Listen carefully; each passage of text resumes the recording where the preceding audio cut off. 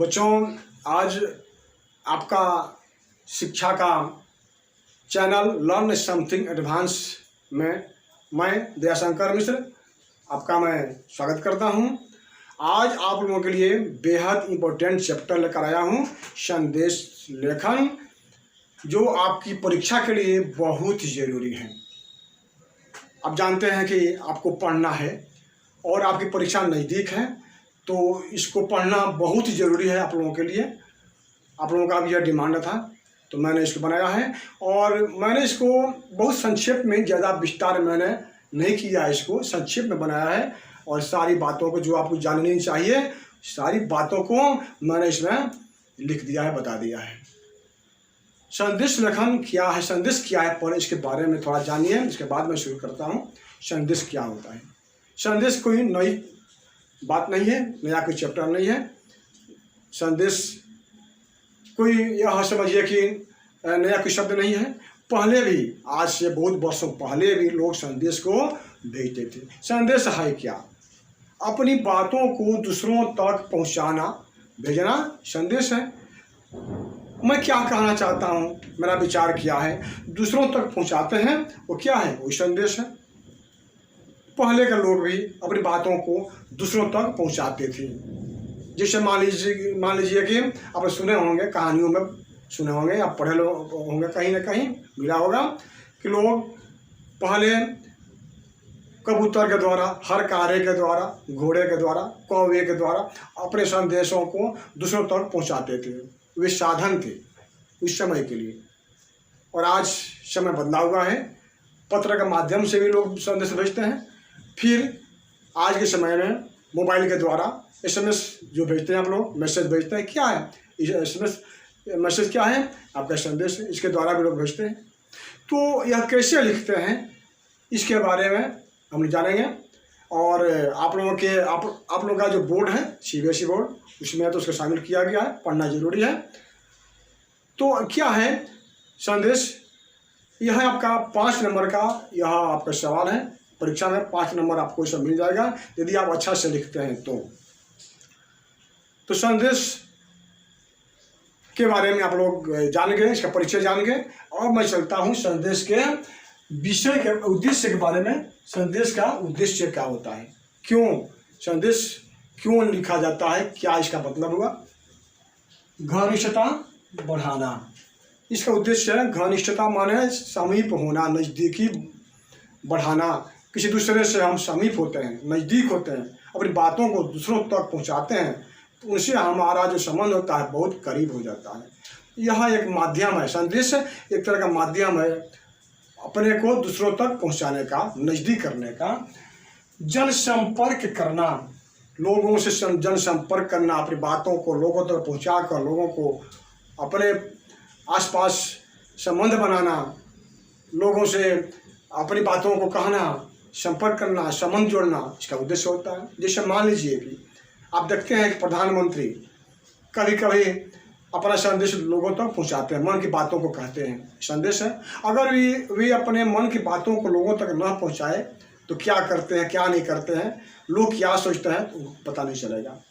तो लोगों से संपर्क करने के लिए वे इसका प्रयोग करते हैं। उसी तरह हम भी अपने संदेश को दूसरों तक पहुंचा करके संपर्क कर सकते हैं, अपनी भावना लोगों तक पहुंचा कर उनसे हम जुड़ सकते हैं। और देखिए, लोगों को प्रेरित करना, अपनी बातों से लोगों को प्रेरित करने के लिए भी हम इसका प्रयोग करते हैं। भावनाओं को प्रकट करना, हम क्या चाहते हैं, क्या सोचते हैं, इन भावनाओं को प्रकट करने के लिए हम संदेश का सहारा लेते हैं। ये संदेश है। अब यहाँ पर हम चलते हैं कि संदेश के क्या क्या विषय हो सकते हैं, संदेश के क्या क्या विषय हो सकते हैं, उस पर हम चर्चा करेंगे। देखिए, एक है आप यहाँ पर पर्व त्यौहार। पर्व त्यौहार भी एक विषय है जिस पर हम दूसरों के पास अपना संदेश भेजते हैं। जैसे हमारे यहाँ दीपावली मनाते हैं, होली मनाते हैं, रामनवमी मनाते हैं, रक्षाबंधन इत्यादि बहुत से पर्व त्यौहार हमारे देश में हैं। तो सब पर हम अपना संदेश को दूसरों तक पहुँचाते हैं। लोग आज भी करते हैं, अपनी भावनाओं को एक पर्व के माध्यम से दूसरों तक पहुँचाते हैं। यह भी संदेश हुआ। अब देखिए, यहाँ पर शुभकामना, किसी के पास बहुत खुशी हुई है, आपके यहाँ भी खुशी है, जन्मदिन है या शादी है, कोई भी मंगल कार्य हो रहा है, खुशी है, शुभकामना हम भेजते हैं दूसरे के पास। यह हुआ निमंत्रण बुलाने के लिए भी।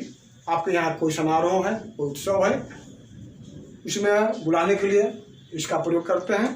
कार्यालय संबंधी, कार्यालय में कहीं काम करते हैं आप, कोई भी कार्यालय में काम करते हैं, आपको कुछ विशेष बात कहनी है, आप देर से आए हैं चाहे सवेर से आए हैं, नहीं आना है या कुछ भेजना है, मन की बात कहना है, तो आप संदेश के माध्यम से कर सकते हैं।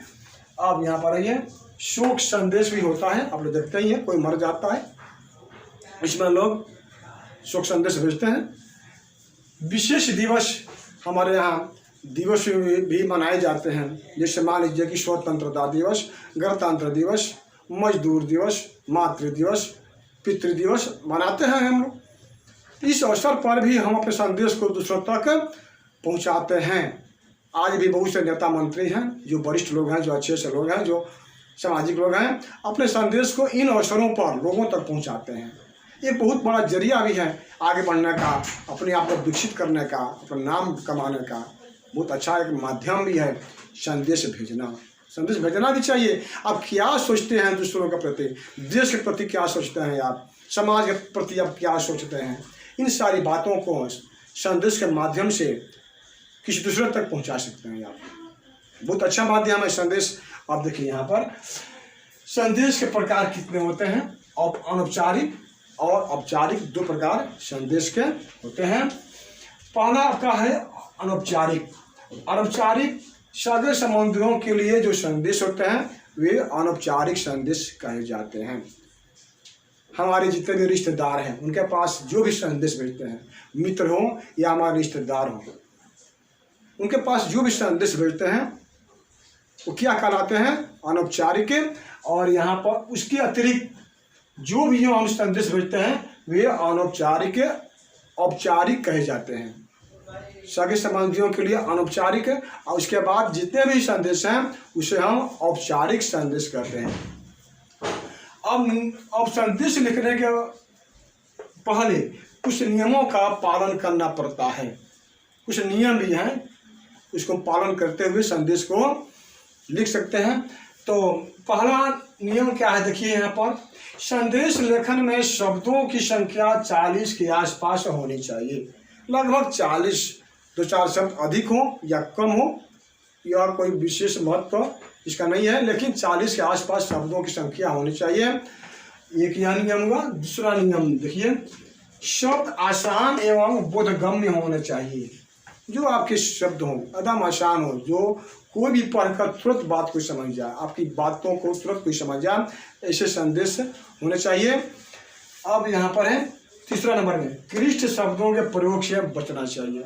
कठिन से कठिन शब्दों का प्रयोग नहीं करना चाहिए, एकदम आसान शब्दों का प्रयोग करना चाहिए, जो कोई पढ़कर तुरंत आपकी बातों को समझ जाए, आपकी भावनाओं को समझ जाए। इन शब्दों का प्रयोग हमको करना चाहिए।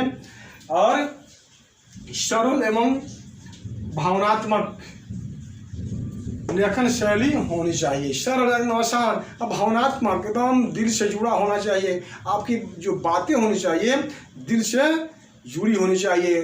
कोई पढ़े तो समझ जाए कि हाँ, मेरे समान उनका भी हृदय है, मेरे समान उनका विचार है।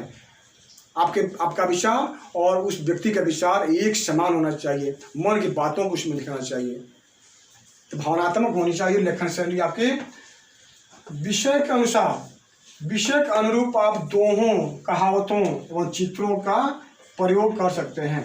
दोहा दे सकते हैं, शायरी लिख सकते हैं, कहावत लिख सकते हैं, और चित्र भी कुछ अगर आप बनाना चाहते हैं तो चित्रों का भी प्रयोग आप कर सकते हैं, है ना। तो देखिए यहाँ पर ये किया जा सकता है। तो 5 नियम आपको पालन करने पड़ेंगे। 5 नियम हम पालन करेंगे आप, तो अच्छा से आप संदेश को बना सकते हैं। तो आगे हम बताते हैं कि इसके क्या प्रारूप हैं, संदेश लेखन के प्रारूप क्या क्या हैं, उसके बारे में हम बताते हैं आपको। देखिए यहाँ पर प्रारूप क्या होना चाहिए संदेश लेखन का, उसको समझिए। पहले तो हम बॉक्स बनाएंगे, पहले हम बॉक्स तैयार करेंगे या लिख करके हम बॉक्स की का रूपरेखा हम बनाएंगे। ठीक है। इसके बाद यहाँ पर दिनांक लिखेंगे हम, समय किस समय आप लिख रहे हैं, संदेश समय रहेगा। संबोधन, संबोधन अभिवादन दोनों आप लिख सकते हैं, दोनों होता है अभिवादन, यहाँ अभिवादन रहेगा। और जो विषय आपका है लिखने का, जो आप कहना चाहते हैं, यहाँ से लिखेंगे हम जो भी संदेश आपका है, जो आपका विचार है लिखते जाएंगे।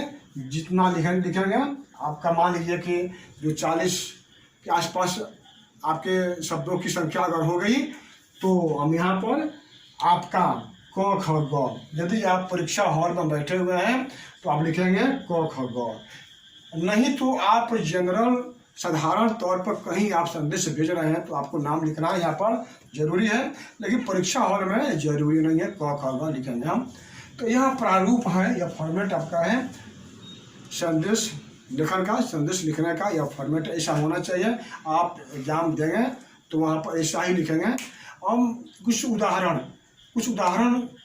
मैं आपको बता रहा हूँ जिसके आधार पर आप कोई भी संदेश लिख सकते हैं। तो देखिए,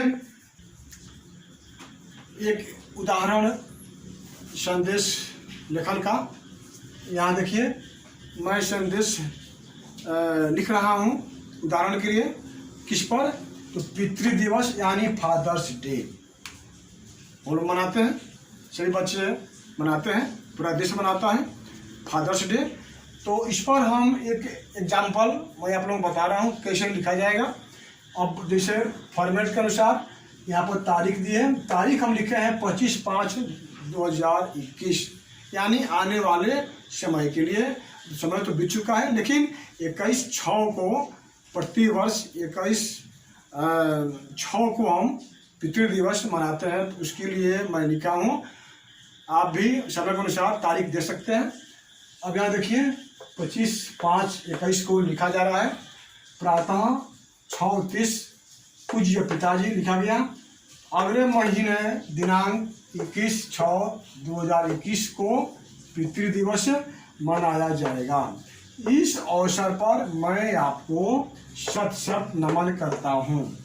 मैं जानता हूँ कि बच्चों के भाग्य निर्माण में पिता की भूमिका बहुत महत्वपूर्ण होती है। आप मेरे लिए दिन रात परिश्रम करते हैं। आपके समान पिता सबको मिले। यह भावना से जुड़ा हुआ है। अपने विचार जो है मैंने इसको लिखा है। यह भावनात्मक संदेश हुआ, जो मैं सोचता हूँ, जो मैं विचार करता हूँ, या यह जो सबके लिए है, यह भावना सबके लिए, सब बच्चों के लिए है, यह होनी चाहिए।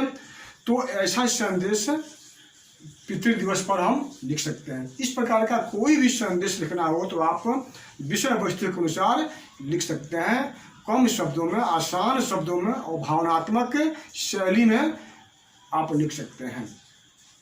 इस तरह कोई भी संदेश हो, जिससे मान लीजिए आप लोग सुनते होंगे, जिससे मान लीजिए कि मुख्यमंत्री भी संदेश कभी देते हैं, मेरे प्रिय राज्य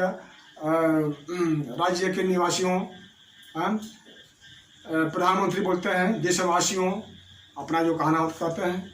इस तरह का जो भी संदेश हो आप लिख सकते हैं बना करके, अपने दिमाग के अनुसार। फॉर्मेट यही रहेगा, तरीका यही है, और अपने विवेक से, अपने बुद्धि से आप इसको लिख सकते हैं। यही तरीका है संदेश लेखन का। तो मुझे पूरा विश्वास है कि आप लोग इसको समझ लेंगे। इसी आधार पर आप संदेश लिख सकते हैं और लाभ उठा सकते हैं, अच्छा नंबर पा सकते हैं। तो इसमें भी कोई सस्पिशन आप लोगों को हो तो कमेंट में लिखिएगा। मैंने तो पूरा प्रयास किया है आप लोगों को समझाने के लिए, जो भी मैंने किया है आप लोगों को समझने के लिए किया है। अगर इसमें भी कोई आप लोग सस्पिशन है, कोई संदेह है, तो आप कमेंट कीजिएगा, उसका मैं निराकरण करूँगा। और मेरा वीडियो आप लोग कृपया अपने मित्रों को शेयर कीजिएगा, जिससे हमारा मनोबल बढ़े। और सब्सक्राइब तो आप लोग अवश्य कीजिएगा, लाइक भी कीजिएगा, जिससे हम और आगे उत्साहित होकर के आप लोगों के लिए अच्छा से अच्छा वीडियो बना सकूं। धन्यवाद। फिर अगले वीडियो के लिए